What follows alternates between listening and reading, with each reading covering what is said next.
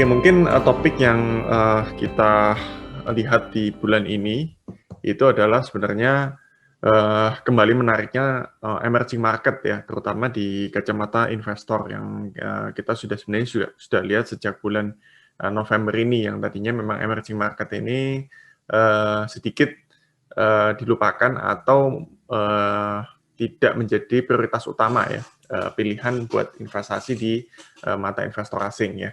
Nah, nanti kita akan lihat alasannya. Oke, kemudian kalau kita lihat ya mungkin kasus COVID sampai sekarang kita tahu masih cukup mix ya, terutama kalau kita lihat di US itu kayaknya masih naik meskipun belakangan udah lebih flattening ya. Kemudian Eropa kemarin sempat melakukan lockdown lagi dan memang terbukti cukup efektif ya di beberapa negara Eropa seperti Spanyol, Prancis, Italia dan di luar Eropa yaitu UK ini juga mengalami penurunan ya casesnya ya. Jadi ini dampak dari lockdown dan memang mulai bulan Desember ini sudah ada pelonggaran ya, sudah ada pelonggaran tetapi bertahap.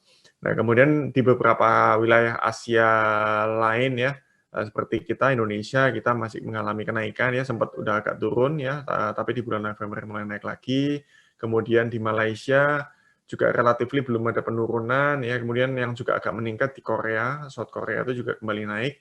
Kemudian di India ini membaik ya, semakin turun meskipun kalau dilihat dari daily kasusnya juga masih cukup tinggi ya di India ya.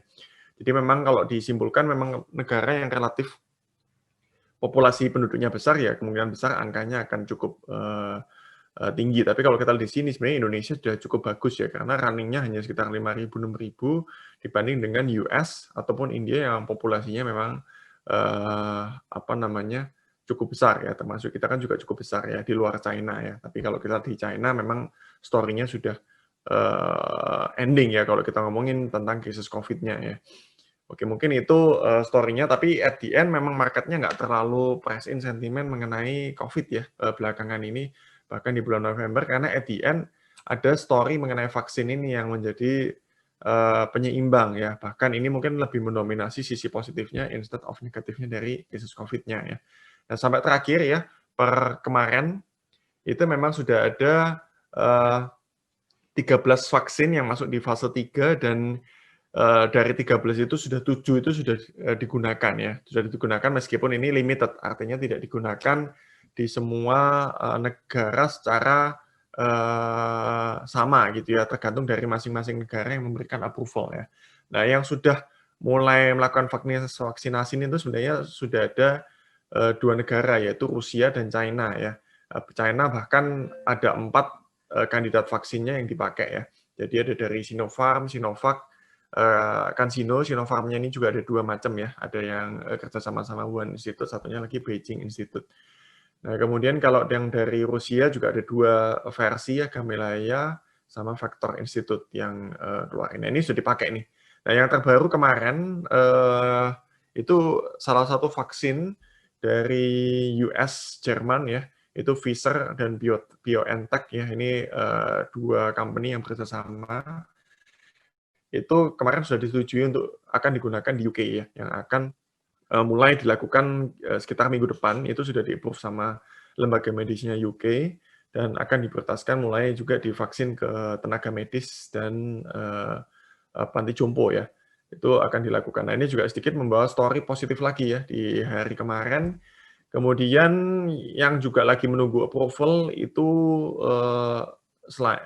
ada dari Moderna, ini yang di US, itu sudah mengajukan approval ke FDA dan European Medicines Agency. Jadi kalau ini kan Eropa ya, berarti untuk digunakan di Eropa, termasuk Pfizer BioNTech ini juga masih menunggu approval dari FDA dan European Medicines Agency ya.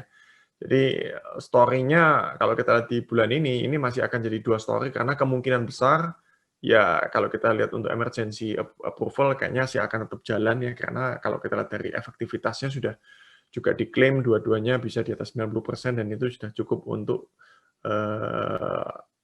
dilihat oleh lembaga medisin ya, baik itu dari Euro atau FDA ya. Nah, kemudian juga masih ada yang dalam tahap fase 3, ini berarti kan masih fase uji coba ya, belum keluar hasilnya. efektivitasnya belum keluar, itu ada sekitar 7 vaksin ya, yang juga masih on progress ya. Masih baik ada dari US, ada juga dari Kanada, China juga masih ngembangin lagi, India dan Australia ya. Oke, jadi ini kurang lebih story dari vaksin yang masih akan menjadi big story di bulan Desember ini. Kemudian story berikutnya adalah setelah Biden kemarin sudah terpilih adalah questioning ya, gimana nih perkembangan trade war ya. Tentunya ekspektasi market adalah tidak akan separah waktu Trump ya, confronting-nya ya, atau eskalasi dagangnya. Tapi memang kemarin statement yang keluar dari Biden itu menyampaikan memang dia tidak akan langsung menurunkan tarif yang sudah diimpos oleh US dalam pemerintahan Trump ke China ya. Jadi kelihatannya akan ada butuh waktu untuk melihat agreement tersebut dan at the end juga akan melihat nilai ekonomi yang akan timbul gitu ya, baik dari sisi pengurangan tarif ataupun tidak gitu ya. Jadi itu yang akan terjadi dan memang salah satu story yang juga berkembang adalah Biden ini memilih Janet Yellen ya, jadi former dari The Fed sebelum Powell ya, itu sebagai nominasi untuk Treasury Secretary ya. Treasury Secretary ini akan menjadi orang yang salah satunya memberikan masukan terhadap kebijakan trade ataupun international trading system ya. Dan memang kita nggak tahu Yellen akan seperti apa, tapi kalau kita lihat karakternya sih Yellen ini cukup nggak frontal gitu ya, dan memang kelihatannya akan lebih banyak mencari titik temu ya, atau neutral story ya. Itu yang mungkin bisa dilihat ya. Tadinya ini sempat beredar akan jadi Menteri Keuangan ya, tapi belakangan beredarnya menjadi Treasury Secretary ya.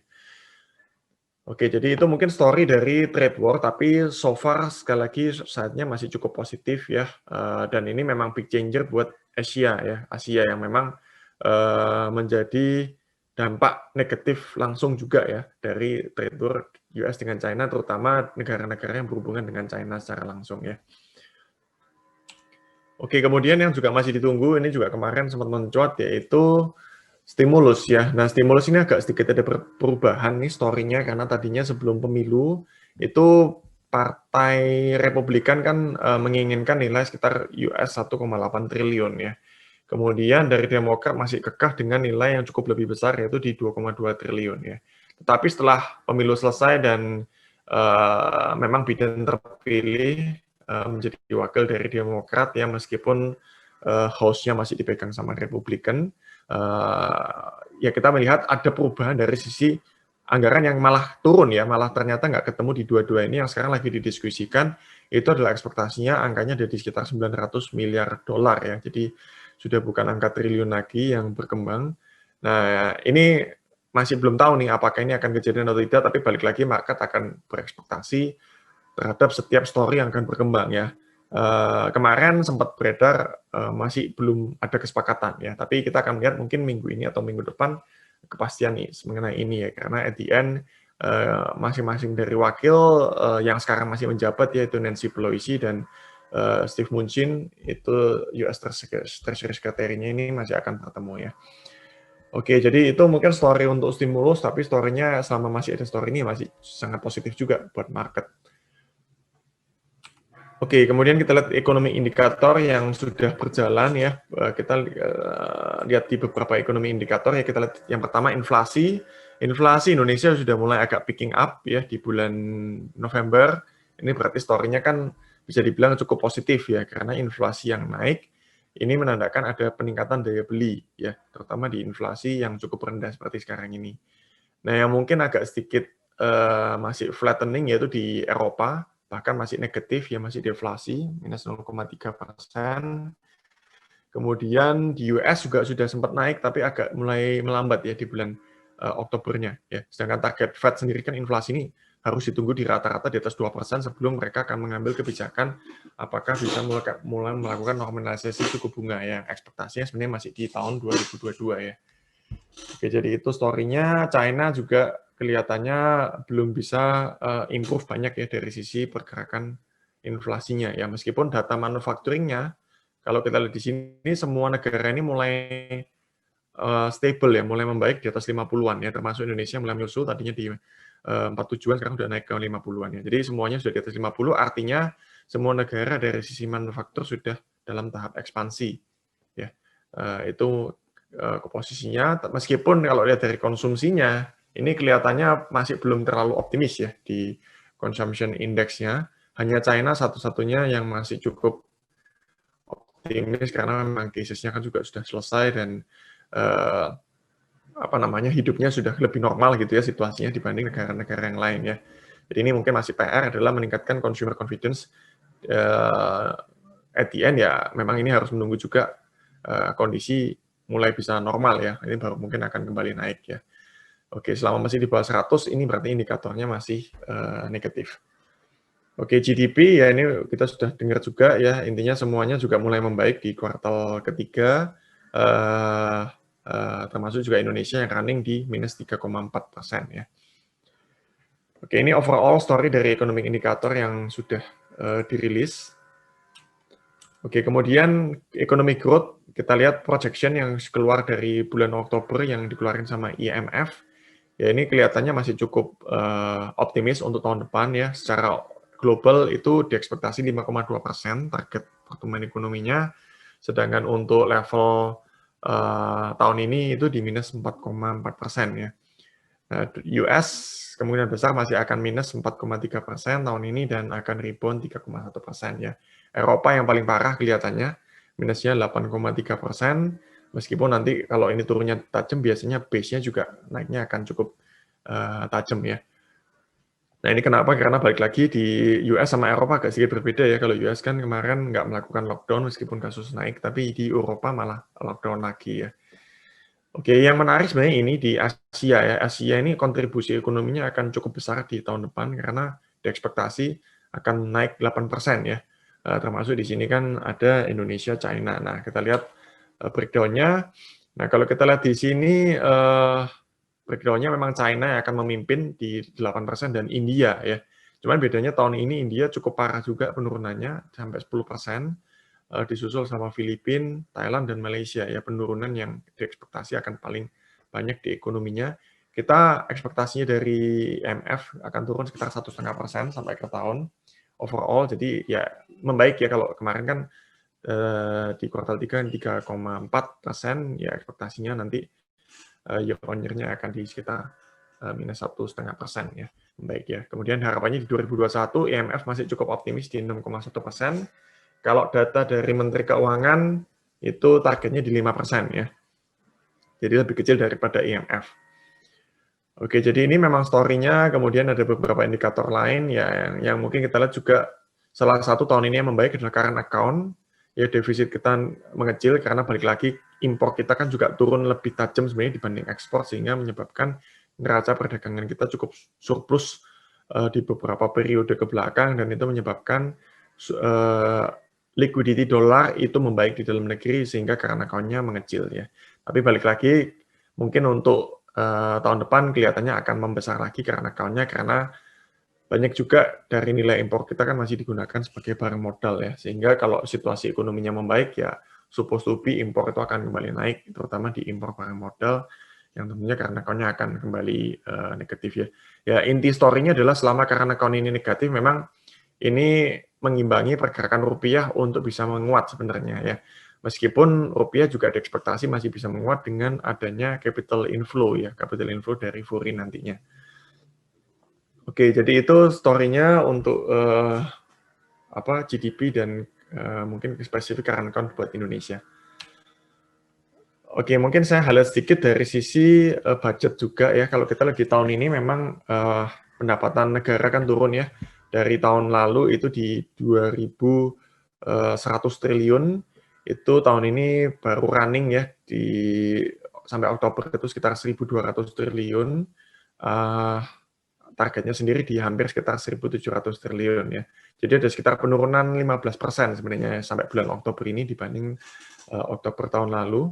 Ya, kemudian yang meningkat memang di belanja negara ya. Kalau tahun lalu itu belanja negaranya itu targetnya APBN-nya di 2.400 triliun ya, sekarang di 2.700 triliun atau meningkat sekitar mendekati 300 triliunan atau naik sekitar 13% ya.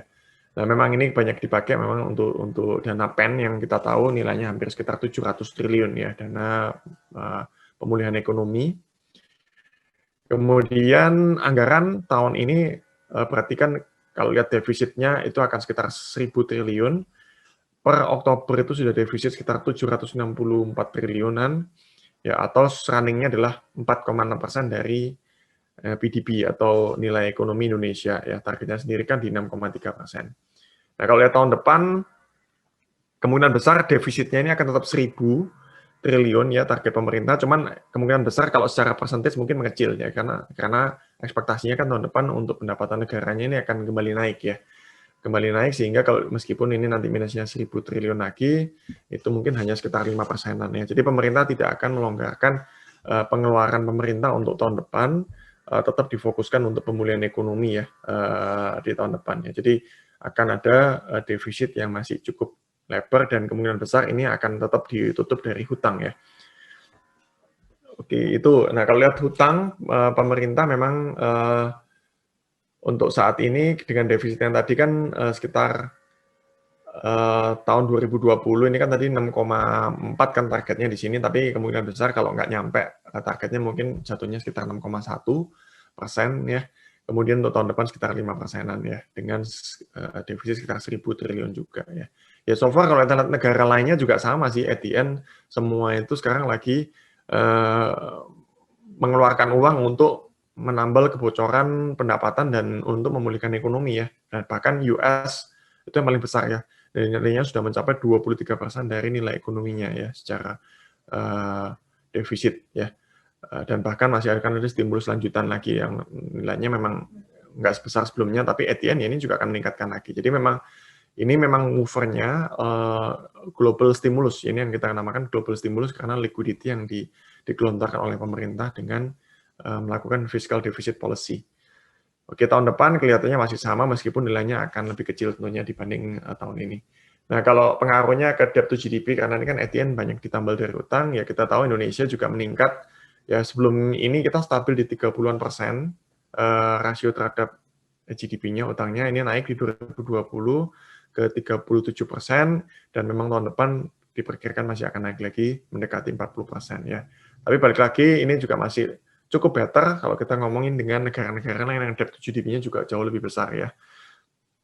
Ya, ini kita bisa lihat yang naiknya cukup signifikan tahun ini adalah Amerika, Italia ini naiknya cukup banyak, dan beberapa negara Eropa ini juga cukup signifikan ya naiknya. Jadi masih dibilang cukup sehat. Nah, kalau lihat breakdown-nya, utangnya Indonesia itu nilainya sudah sekitar 5.877 triliun nilai hutangnya, dengan breakdown-nya adalah 5.000 bentuknya SBN, kemudian yang sisanya ini pinjaman, ya, ini ada breakdown-nya lagi, kemudian dari SBN ini, SBN yang nilainya rupiah itu sekitar 3.700, yang nilainya mata uang asing ya di luar di luar rupiah itu 1.200 triliunan ya. Nah, ini tadi debt to GDP-nya sebenarnya sudah 37,8 ya. Tadi kan ekspektasinya 37,1, tapi ini sudah mencapai 37,8 di akhir Oktober ya. Jadi mungkin bisa sedikit juga lebih tinggi karena pendapatan pajaknya di bawah ekspektasi sebelumnya. Oke, mungkin story-nya sebenarnya dari sisi beberapa data ekonomi yang penting untuk kita lihat di bulan ini. Kemudian kalau kita lihat ke equity market, ya bulan November kelihatannya menjadi bulan yang cukup menarik sebenarnya karena equity marketnya semuanya rebound cukup signifikan. The only one yang agak sedikit pelan di bulan November itu di China, Shanghai Composite ya. Ya karena balik lagi agak berbeda karena story vaksin yang berkembang itu memang tidak terlalu berdampak sangat positif ke China yang memang udah pulih lebih awal gitu ya situasi ekonominya. Tapi dibuat negara-negara lain yang sangat bergantung ke perkembangan vaksin, ya ini menjadi story yang lebih positif gitu ya overall-nya, termasuk Indonesia sendiri. Nah, jadi itu kemudian efek juga dari Biden sebenarnya masih sangat positif ya, karena balik lagi host-nya itu dimenangkan oleh Republikan, sehingga policy untuk kenaikan pajak yang tadinya dikhawatirkan akan segera dinaikkan itu menjadi lebih kecil ya peluangnya. Oke, mungkin itu story dari equity market. Kemudian flow juga mulai mengalir nih ke emerging market atau ke wilayah Asia. Ya, kalau kita lihat Sebelumnya itu berkonsentrasi hanya masuk ke China dan India, tapi sekarang udah mulai agak menyebar. Itu di beberapa negara itu sudah mulai kelihatan ada inflow dari asing ya. Di sini kita bisa lihat Jepang, Korea ya, Taiwan, Thailand, termasuk Indonesia ya. Meskipun Indonesia nilainya juga masih belum terlalu besar untuk equity marketnya ya. Overall kita sekitar 3 triliun rupiah ya yang masuk di bulan November. Tapi ini setelah berapa nih 5 bulan sebelumnya itu tercatat net outflow ya dari asing. Hanya di bulan Mei saja yang sempat inflow ya. Overall masih negatif 46 triliun dari foreign flow. Ini belum kita ngomongin tahun-tahun sebelumnya ya, karena kalau digabungin sama tahun-tahun sebelumnya ini cukup besar sekali sih nilainya, bahkan bisa mencapai sekitar 100 triliunan ya untuk net flow asing ya. Oke, valuasi relatively memang di level sekarang ini kita udah ada di PI 15 kali, which ini sudah masuk di status standar deviasi di atas rata-rata dengan asumsi earning tahun depan ya. Ya, tapi ini akan menjadi berubah lagi nanti di awal Januari, karena awal Januari kan estimasi earning ini kan akan kembali berubah gitu ya. Jadi memang agak susah kita menjadikan patokan earning ini sebagai level untuk jual beli kalau marketnya bergerak dalam fase pemulihan gitu ya, pemulihan recovery ekonomi, karena earningnya yang tahun ini jatuhnya ekspektasinya luar biasa akan recover, memang peluang recovernya kan juga akan terjadi di tahun depan ya. Tapi kalau dari level sekarang ini memang sudah ada di standar deviasi di atas rata-rata sih. Jadi maksudnya kalau untuk tahun ini memang level saat ini di ISG sudah 5.700, 5.800 ini itu memang quite expensive. Tapi kalau kita ngelihatnya ke tahun depan, mungkin ini akan menjadi level yang lebih normal lagi. Mungkin akan turun lagi di level 14 kali sih nanti di bulan Januari ya. Jadi itu mungkin ekspektasinya. Tapi untuk tahun ini memang udah cukup pricing ya. Itu yang bisa kita lihat untuk valuation. Tapi kalau kita lihat book to value-nya, balik lagi, ini menjadi value yang bisa kita lihat bahwa kalau dari book to value jelas masih relatif murah gitu ya. Jadi memang mungkin untuk saat ini perlu melihat dua sisi sih, nggak bisa hanya lihat dari running valuasi dari PE, tapi juga perlu melihat dari valuasi terhadap book value-nya ISG, terutama kalau kita mau melihat ke tahun depan ya. Oke, teknikalnya memang ini lagi testing resistance ya. Pagi ini juga udah kembali naik ya. Memang sejak Biden diumumkan menang, itu terjadi boosting di market ya, yang waktu itu sudah naik sekitar 3% ya. Kemudian disusul lagi hari berikutnya muncul isu mengenai vaksin ya, otomatis ngangkat lagi, dan sampai sekarang kayaknya beritanya juga masih cukup positif. Hanya tanggal 30 November kemarin sempat suddenly marketnya sempat drop ya, sempat turun. Itu memang ada dua faktor ya waktu itu, kalau teman-teman tahu kan memang ada isu mengenai kemungkinan PSBB yang mungkin terjadi, karena Jokowi di pagi harinya kan sempat bilang kecewa dengan penanganan COVID ya. Kemudian di hari yang sama itu ada namanya rebalancing MSCI ya. Rebalancing MSCI itu di mana Indonesia itu melakukan perubahan dari isi saham yang ada di MSCI itu. Ada saham-saham yang dikeluarin, ada saham yang dimasukin ya, otomatis beberapa saham yang kena impact-nya itu membawa story negatif ya di market ya. Itu juga happening ya. Tapi kalau MSCI rebalancing sih efeknya bisa lebih dikatakan itu lebih temporer ya.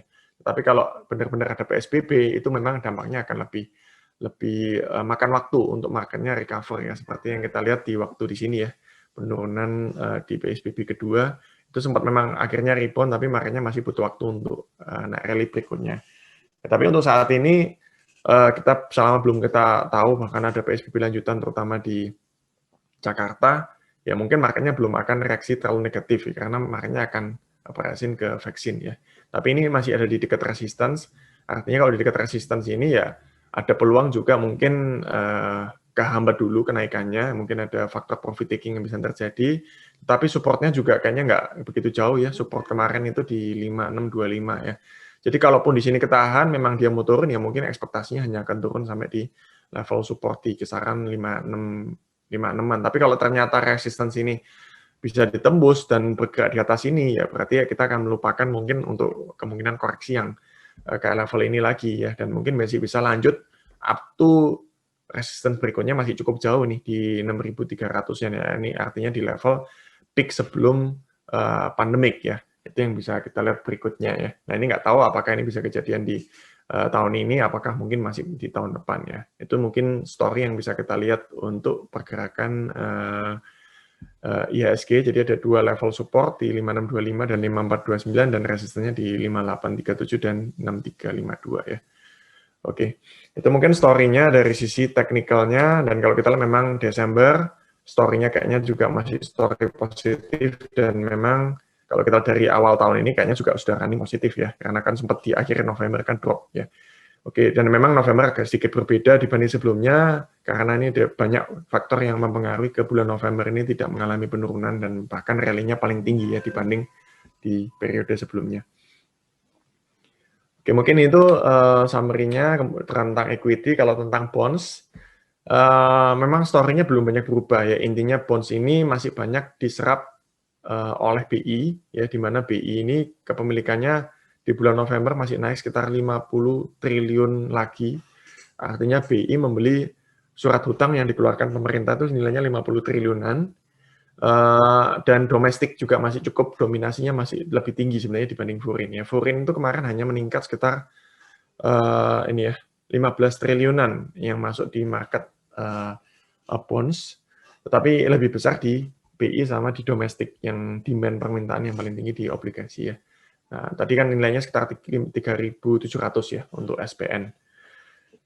Ini hanya rupiah yang dilihat ya, hanya rupiah saja. Kemudian ownership-nya itu breakdown-nya memang sekarang ada di 53% domestik, including bank, kemudian 21% BI, dan 26% asing. Jadi masih sangat underweight foreign di kita punya government bond. Dan kalau kita masih cukup yakin dengan story bahwa tahun depan itu ekonominya akan recover, di satu sisi yield Indonesia juga masih cukup tinggi di compare dengan yield di negara lainnya, tentunya ini akan membuat foreign pastinya akan masih ada peluang inflow ke tahun depan ya. Cuman memang yang kita belum tahu adalah apakah inflow foreign ini akan dibarengi dengan pelepasan dari kepemilikan BI yang mencapai 21% ini. Ini yang masih akan menjadi watchlist, karena at the end kalau foreign-nya masuk cukup signifikan tapi BI-nya ngelepas ya akhirnya kecenderungan mungkin harga bondnya nggak bisa terlalu menguat signifikan ya. Oke, tapi kalau kita lihat yield yang saat ini ada itu sudah turun juga di 6,14%, itu sudah turun dari 6,6%, ini yield 10 tahun Indonesia. Ya, kemudian ditopang juga penurunan risiko di CDS atau premi risikonya juga turun ke 72, hampir mendekati ke level pre-pandemic ya. Itu waktu itu juga ada di sekitar 60-an, bahkan sempat 50-an, 60-50-an. Kemudian kalau kita lihat dari yang US dollar, itu juga sudah turun dari 2,25 ke 1,93% yield obligasinya ya. Jadi belum ada perubahan outlook rating sampai kemarin, outlook-nya masih ada satu yang negatif dari S&P ya, untuk kemungkinan downgrade rating ya. Tapi juga bisa ini akan berubah lagi nanti kalau memang ternyata dilihat Indonesia masih cukup kredibel dalam pengelolaan mengenai utang terutamanya. Jadi kalau kita lihat di sini story-nya gimana? Story-nya adalah memang valuasi bond yang ada saat ini itu relatifly sudah tidak terlalu ada premium ya, karena beberapa indikator yang kita pakai yaitu dari sisi perbandingan terhadap inflasi dibanding 5 tahun terakhir itu sudah hanya tinggal 0,3% premium. Kemudian kalau kita lihat dari spread premium terhadap obligasi Amerika sendiri yang 10 tahun itu relatif hanya tinggal 0,1, dan kalau kita bandingkan dengan BI rate ya atau BI repo rate itu spreadnya hanya tinggal 0,09% ya dibanding rata-rata 5 tahun terakhir. Jadi range premiumnya hanya di kisaran maksimum ke 0,3% ya. Berarti kalau ke 0,3% itu berarti ada kemungkinan besar yield-nya itu akan turun. Tapi balik lagi, ini kan terhadap inflasi. Kalau terhadap inflasi, kalau inflasinya naik ya, mungkin beberapa bulan di depan, ya otomatis ini akan jadi turun ya nilainya. Jadi itu mungkin kalau kita lihat sebenarnya valuasinya sudah nggak terlalu very atraktif buat bond. Tetapi ada satu faktor lagi yang tadi sempat saya sampaikan. Kalau kita lihat dari kacamata foreign, dan memang mereka melihat Indonesia ini menjadi negara yang sangat menarik, karena kalau kita di-compare ke negara-negara lain, sebenarnya yield Indonesia itu masih one of the best ya, cukup tertinggi ya, kalau dibanding negara-negara tetangga kayak Filipina, Thailand, itu semuanya yield-nya di bawah Indonesia ya. Nah, kalau dari kacamata seperti itu, tentunya itu masih cukup atraktif buat foreign untuk kembali inflow dan tidak menutup kemungkinan kasus-kasus seperti 2017, seperti 2018 di mana yield itu turun menjadi over value, ya maksudnya harganya menjadi over value itu bisa terjadi di tahun depan ya. Dan skenario ini masih sangat potensi untuk terjadi kalau menurut saya sih di tahun depan, karena kita belum ada ekspektasi untuk meningkatkan interest rate di tahun depan ya. Jadi low base interest rate di globally, Indonesia, dan juga high liquidity yang ini akan membuat push bond ini masih menjadi over value. Jadi mungkin ke depannya, tahun depan kita akan lihat ini akan running di bawah garis rata-rata ya. Tetapi targetnya perlu diwaspadai memang mungkin di spread tertentu ini harus sudah mulai mengurangi posisi di bonds ya. Tapi untuk yield-nya masih kita lihat tahun depan akan running di bawah 6%. Kemungkinannya ya, meskipun nanti salah satu faktor yang juga perlu dilihat adalah bagaimana BI melepas posisi kepemilikan obligasinya di Indonesia ya. Apakah itu akan masif atau bertahap menyesuaikan dengan inflow yang dilakukan oleh asing ya. Oke, demikian update dari kita. Terima kasih buat yang sudah menonton video ini. Sampai jumpa di update video berikutnya. Salam Mo Duit.